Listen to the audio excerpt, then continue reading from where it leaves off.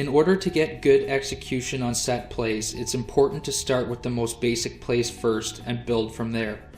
This set play starts like most other power plays generally do, by passing the ball once around the horn. The play is then triggered the second time the ball gets back to the point player, unless the coach or a player on the floor chooses to mix it up with a quick hitter, which means starting right away, triggered by the first set movement of the point player. Here, after going around the horn, the point player drags towards the strong side shooter, which means they backpedal towards the same-handed shooter.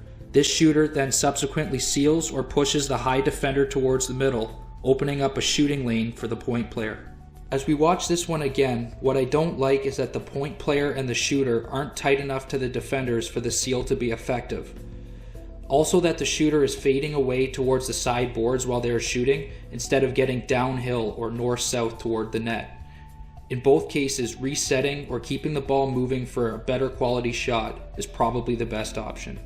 This time through, the point player does a better job of getting downhill on their shot, though again I would like to see them start a little bit tighter to the action at the top of this particular play. That's not always the case with every play, where sometimes it's better to spread further from the defense, but in terms of execution, it's the little things that make all the difference. Another option here for more advanced players is for the point player, when they come around the seal by the shooter, to send a pass to the far side crease player, who ideally opens up a passing lane for a quick stick shot on goal.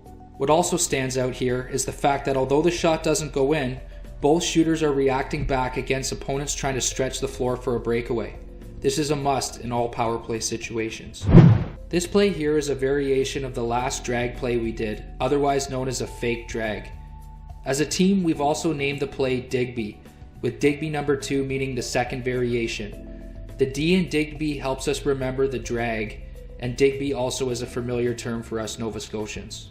The name of the play also allows it to be called on the floor or from the bench without the other team knowing. Good teams will pick up on it, however, so you must mix up your calls.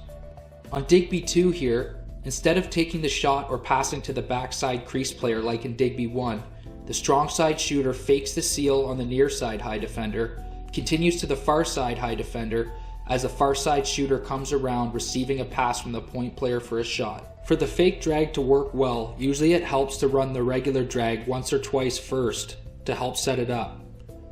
It is also important that the sealer sells the first seal before eventually locking into the second.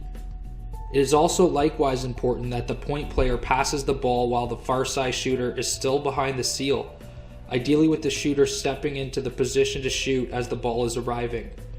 It is a very subtle but important timing factor that determines whether the shot gets off or not. And when the timing's perfect, you can see the kinds of shots that it can produce.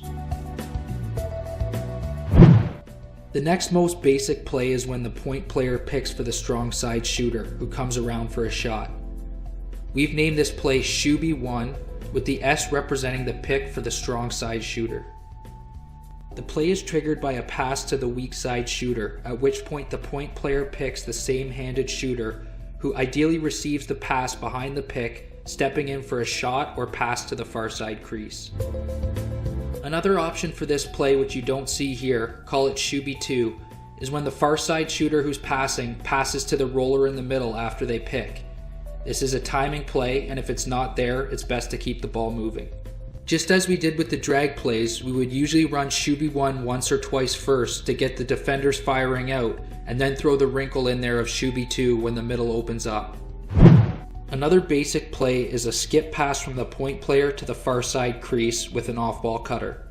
We've named this play Lax, as the X represents to us a pass across to the far side crease.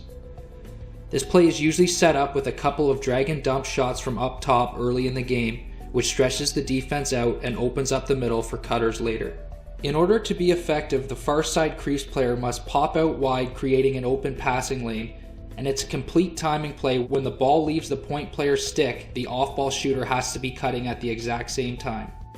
This play requires the far side crease player to make a read after they receive the skip pass. Do they pass it to the off-ball shooter who cut through the middle, or do they pass it back up high to the point player who fills into the shooter's spot for what's usually an open outside shot? This is a hard play to stop when the timing is correct. It gets the high defender's head spinning all around and isolates the off-ball high defender. Do they go with the cutter or not? If they do go with the cutter, it's an easy decision for the passer.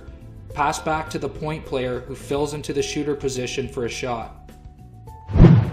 At the end of the day, you can be very creative with the plays you go with for your team, most of which utilize the principle of overloading an area of the zone being played by the opponent. In this play in particular, we spotted something in the defense through our scouting report, so we went with a simple up-pick play to expose the weakness. No matter what play is being called, all players are expected to be engaged and acting as a threat in order for the power play to ultimately be successful. As you get into more advanced set plays on the power play, multiple movements and picks are combined, as is the case here with the up and down pick, or commonly referred to as the scissors play.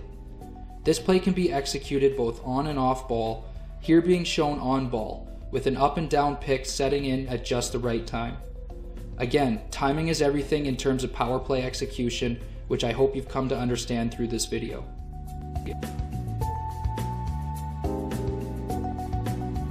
To quickly recap the main points from this video, start with basic set plays before progressing to more advanced plays.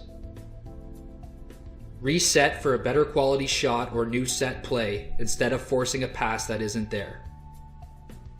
Name your set plays for better continuity and execution. Use different variations of the same plays.